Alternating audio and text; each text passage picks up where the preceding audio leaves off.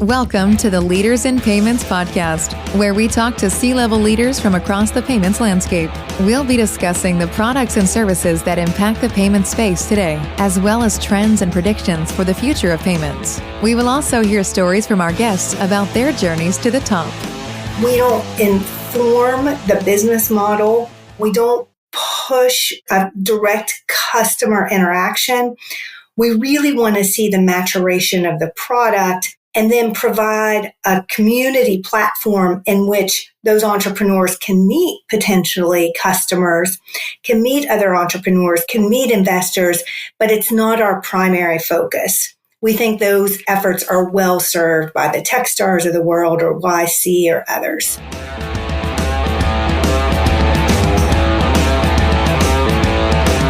That was Sarah Biller, the co-founder of Fintech Sandbox, and she is my special guest on this episode 325 of the Leaders in Payments podcast, and I'm your host, Greg Myers.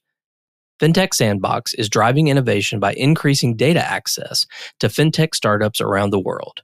Sarah and I talk about how important it is for many startups to have access to data to help them build and scale their early-stage products. We discussed the kind of data, how the Data Access Residency program works, and our mutual passion and backgrounds around the great state of West Virginia. We've got a great episode ahead, so let's get started.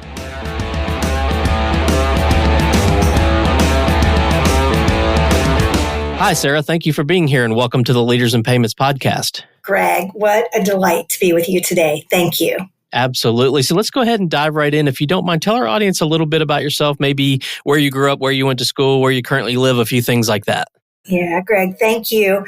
I am currently in Boston, Massachusetts, where the headquarters of the Fintech Sandbox is located, but got here in a nonlinear way. I grew up in West Virginia, kind of worked my way through a career that transcended industries from telecom to life sciences, and eventually found myself in financial services about a decade and a half ago, living in the Boston area in the entrepreneurial ecosystem with one foot in industry. And it's become such a passion of mine that I would have never expected growing up in West Virginia and going to the university.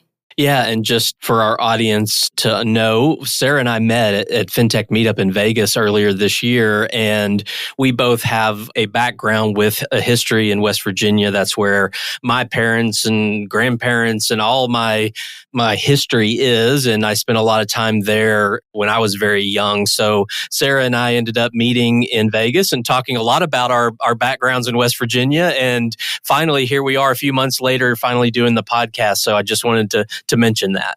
Yeah, Greg, I love that we share that background. Many people have a misperception about West Virginia, but I think you and I would share that it is a beautiful place. It's community driven. And I think it underscores for both of us what I took away from our conversation in Vegas is really a commitment to doing good for the community, if you will. And those are ingrained in our roots. So again, thanks for having me today and the chance to talk to you about it. Absolutely. Well, let's go ahead and start talking about Fintech Sandbox. So tell our audience what Fintech Sandbox does. Yeah, thank you. Fintech Sandbox, we're a decade old this year. It's hard to believe we've been 10 years in working in the not-for-profit space. It's also a strange business model to be supporting, an industry that is all about, for thousands of years, transactions and making money, that we approached the formation of this initiative, this organization, Fintech Sandbox, to ensure that entrepreneurs that were building the next generation of technology and innovative products and services for the industry would not be stalled because of the lack of data. And I think we would all sort of come to the conclusion that data is critically important in financial services, whether you're in payments, lending, any form of investing, insurance, the whole broad spectrum, but it's very difficult to get. It's very hard to procure. It's very costly. And the cycles really aren't in line with what the innovators today need. I found that out in my own company, building for institutional bond investors, and kind of stepping out of that problem set that I confronted and my co-founder, David Jagan, investing in these companies. We started Fintech Sandbox so no other entrepreneur would be stalled in their development of their idea because they couldn't get their hands on data. Okay, and what kind of data is it? Yeah, Greg, we began our origins were in the capital markets. So it's data sets you might imagine. As a bond investor, I needed QSIPs as an example. Those are hard to come by and quite costly. But, it started as tick level data, measures of volatility, other types of data sets that would help with portfolio construction, if you will. That was our origin story. But some 10 years later, as you might imagine, as we broadened our footprint within the entrepreneurial community, we began to broaden the data sets we were ingesting. We work with players like Refinitiv, the old Thomson Reuters, and Dow Jones as an example, to ingest real-time news cycles. Corporate actions, or we have access to corporate actions for our startups, all the way through to non-traditional data sets that are critically important in today's evolution of fintech. So you might think of those like access to weather. Okay. And do you invest in these companies, or is it more like a community? Greg, it is with intentionality. It's a community. We really believed very powerfully for us to push forward innovation. We would not charge, nor would we take equity from the companies.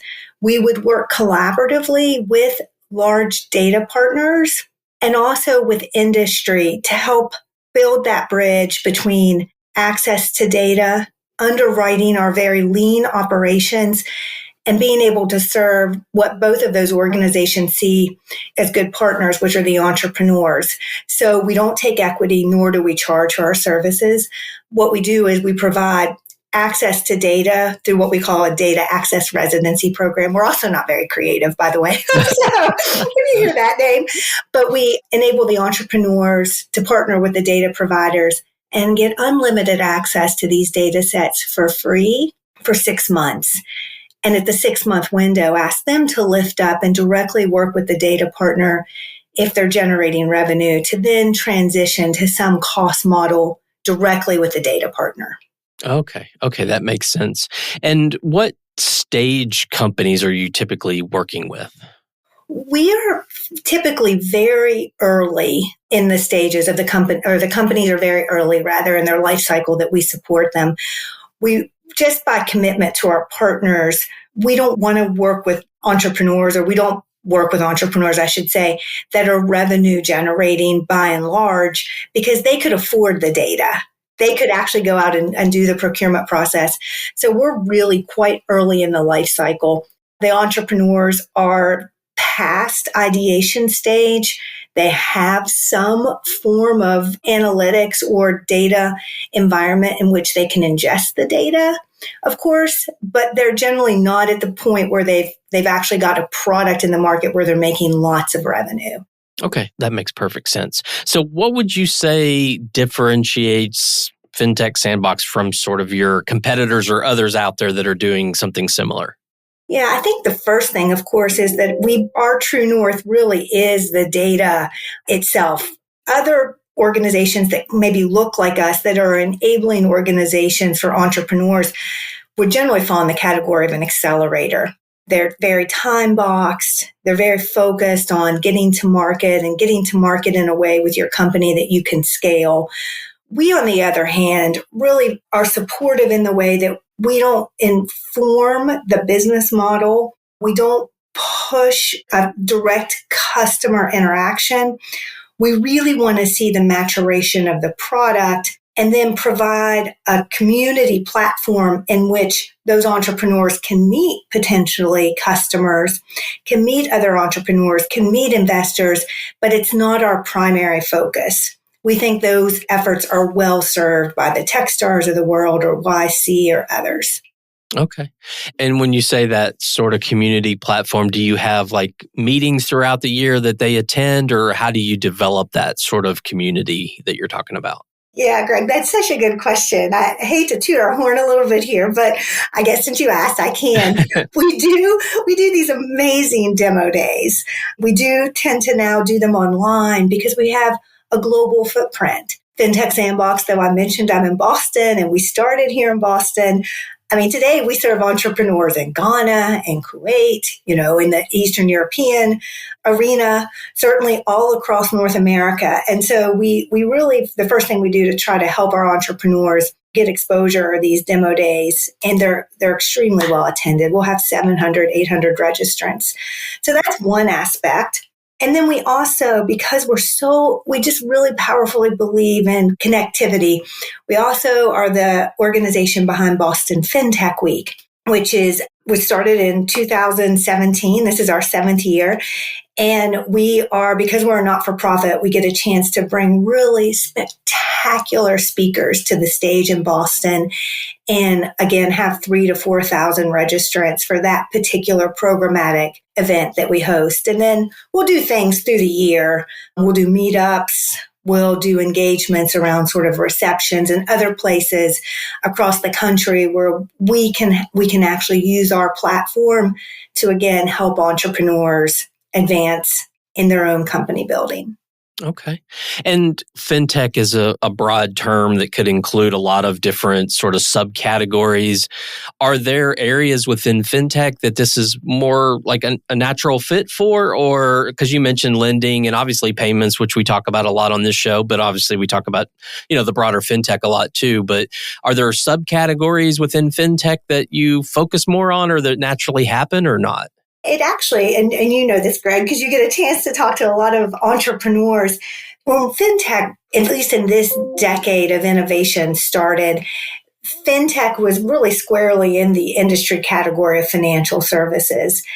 And what we've seen over time, and the word we use all over and over again, is the embedding of financial services or the embedding of fintech in adjacent industry categories.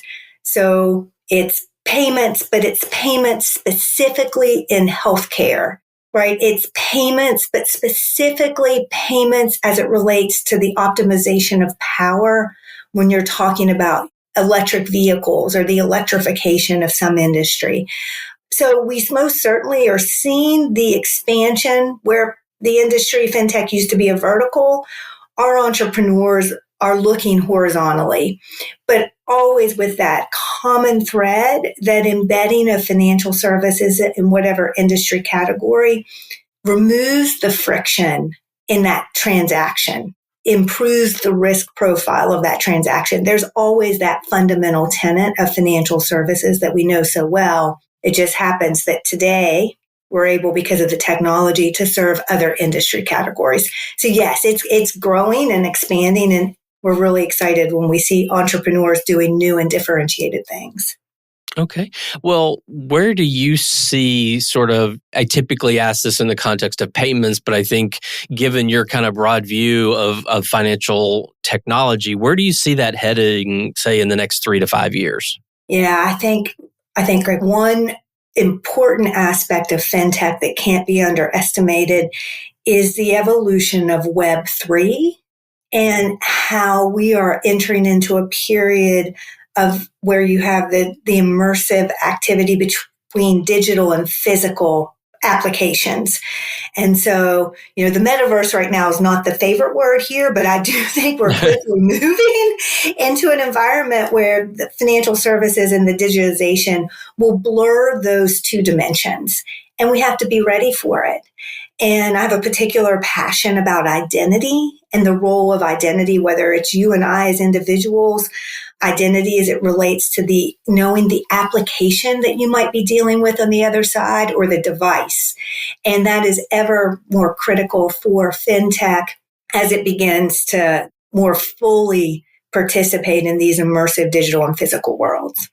And, it's hard to have a discussion about fintech without bringing up AI, and obviously data, AI kind of all goes together. So what are your views on the use of AI? And in payments, we talk a lot about fraud and, customer service and sort of very typical things. But are there other areas that you see AI playing a big part when it comes to fintech? You've definitely hit one of the earliest and one of the best use cases in fraud detection and in making, helping smooth the payment cycle. Greg, I think it also has a role, and I think we have to begin to be comfortable with it as individuals, but AI has a role in financial literacy. most of us view, our conversations about our financial situation through the lens of this one-on-one interaction with an individual. We've long codified in law how that happens, what, someone is qualified to tell you, whether it's advice, whether it's guidance. I see AI as being almost the great equalizer. Not everyone has had the same access that you and I have had in our lives to financial advisors. But in many ways, that advisory services, if done well and if monitored, can help bridge the gap when you're someone who's in, an economic level of the economic situation where you can ask the question about how do you make decisions about your financial life. So I think that's one place that generative AI and it's, the next iteration, which will be, in my opinion, iterative. Generative today is I ask the computer a question and it synthesizes a very cogent response that saves us time and understanding. The next iteration for me of AI is that it iterates with you. It begins to understand your sentiment. It becomes a little bit more personalized in the call and response, which is what today a financial literacy program or advisor would do for you. So that's one aspect. I think the other place where AI plays a really critical role is, of course, we're in an environment where volatility and shocks are coming, in tighter, sort of closer proximity to one another. I think we really have an opportunity to look through the lens of AI at disparate data sets and to begin to predict risk at more levels of precision and explainability than we have had in the past. Yeah, it's fascinating where it's heading and scary at the same time. Yes. Yeah, but I think to be honest, that's such an important point. We're seeing it today that fear manifests itself, not to get too far on a tangent from what we're talking about, but that fear is manifesting itself in regulatory action.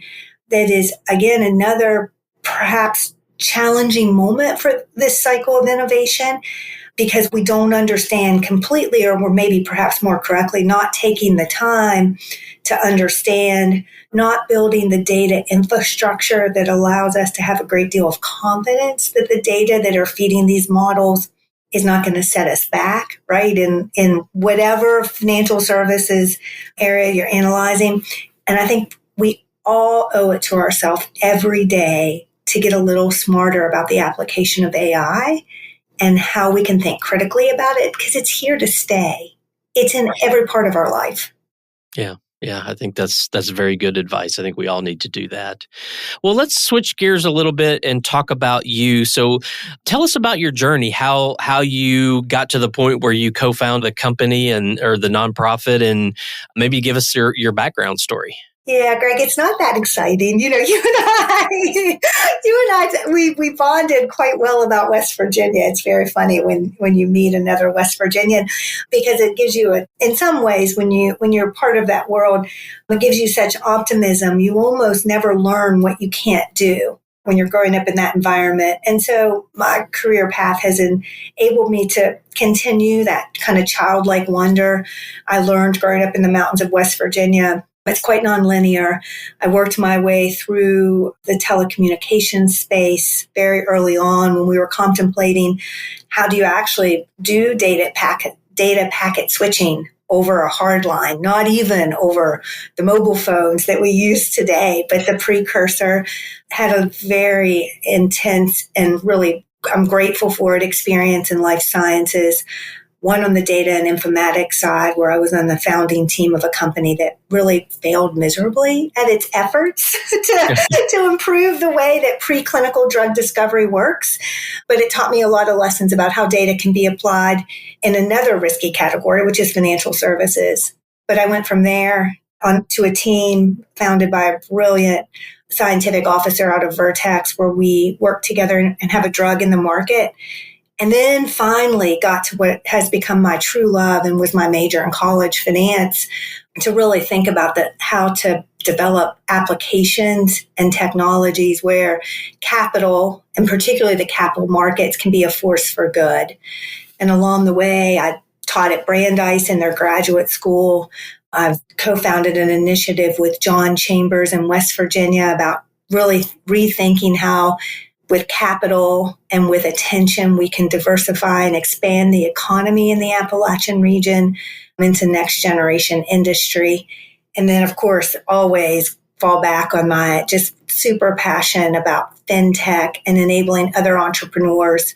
And that just comes from the belief is I don't want another entrepreneur to ever have the challenges I had in my own company when I founded CMX, which was just a lack of access to data was really going to, at the end of the day, was going to kill the company. And so that's our goal always with Fintech Sandbox today is to make sure that those entrepreneurs don't have those same challenges. Because our basic premise is that if financial services today can do so much good, if we're able to support the entrepreneurs who are focused in the areas that lend themselves to lifting up community, helping add transparency to our capital markets and certainly secondary liquidity and depth. But just, payments, I just think about the power of payments, Greg. Imagine if we actually could get to a place where our payment process, our payment technology met with this thesis around earned wage access. And every day somebody worked in the United States, they got paid that day, which we could. Right. Just Very think about powerful. the people Yep. we could lift up out of poverty. I mean, it's amazing. You could really mitigate that death spiral of having to go to payday lenders or making decisions between, do I buy gas? Do I pay my electric bill? Do I buy food or medicine? And that's a real problem in the United States today. And so fintech can offer solutions to those important things. And that's how I got here today and I'm so motivated to continue that work. That's awesome. Well, thank you for sharing that. What are some things you're passionate about? So maybe one work-related passion and one personal passion. Yeah. Gosh, I don't even know how I can separate them, Greg. I'm so boring. That's No, you know what? A lot of people say that, so you're not unique in that for sure. Yeah. Okay. I'm so glad. I felt like such a nerd when I just admitted that to you. I think my personal passion, it reflects back in my professional life, but I like to grow things. And you and I can't see each other today, but you would probably smile at the fact that behind me is little seedlings of tomato seeds that I'm growing the plants for my garden this summer that my grandmother gave me that she collected from her grandmother. And I'm deeply passionate about seeing things grow, whether it's seeds or it's startups. And I think those two probably define how I've gotten here. Yeah. Well, one final question, and I always ask this because I feel like everyone brings kind of their own unique kind of view to this question or answer to this question is, say someone comes to you and they probably do, and they say, Sarah, I'm interested in the fintech space as a career. It's such a growing, there's so much investment in it. It's not going anywhere.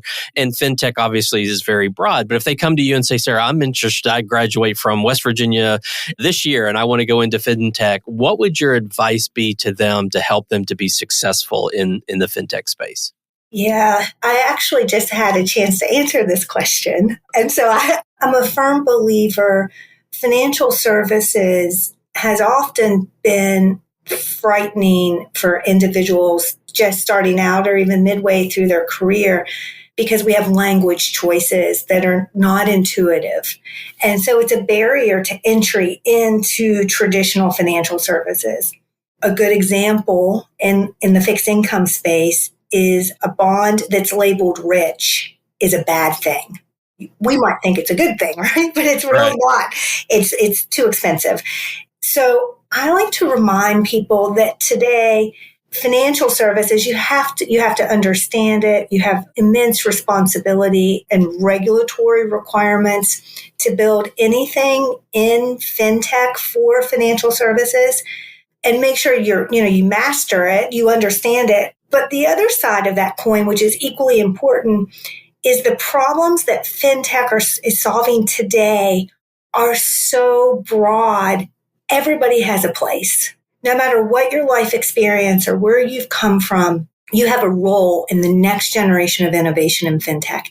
You are just fine how you are to dream and build with rigor a new solution that hasn't been in place because it's your own learned experience. And so I love to see young students who literally see themselves in this period where they're like, I want to alleviate poverty, or I want to create equal access to education, or I want to have clean water in my community. And every one of those problem sets is an application of fintech. And so when I think about that advice and people are like, but I can't be in financial services. I don't know what the words mean. That is so not true. And so that's my working observation is, yes, you can. And in fact, you might be better for it if you've had other life experiences than just straight up industry experience at this point. Yeah, I think that's so true. Very good advice. Well, Sarah, we've covered a lot of ground about Fintech Sandbox, about the future, about you and your background. Is there anything else you'd like to add before we wrap up the show? Yeah, Greg, I've had a chance to listen to a number of your podcasts before you and I got together. And I just have to tell you how much I appreciate the opportunity that you provide people to think about the role of payments specifically, but of course we've covered a lot more today, and how it can make the world better. So I guess I just might add a big thanks for letting us kind of noodle with you on why this is that moment, the golden age of finance, to do something good every day. Yeah, well, I appreciate that very much. Well, one final thing, where can people go to learn more, I guess, one, about you, and two, about Fintech Sandbox? Yes, we would be thrilled for anyone who needs data, who's contemplating building the next generation of financial services, to go to fintechsandbox.org. We have an amazing team and website that there is directive on how to learn about our events, how to go through our data access residency program, and other tools that we can use to support you. And I can be found there too. So I hope that everyone will check it out. Awesome. Well, Sarah, thank you so much for being on the show today. I know your time's very valuable, so I really appreciate you being here. Oh, Greg, the same. Thank you. Absolutely. And to all you listeners out there, I thank you for your time as well. And until the next story. Thank you for joining us this week on the Leaders in Payments podcast. Make sure you visit our website at leadersinpayments.com, where you can subscribe to the show and where you'll find our show notes. If you enjoyed listening, please share on your social channels as well.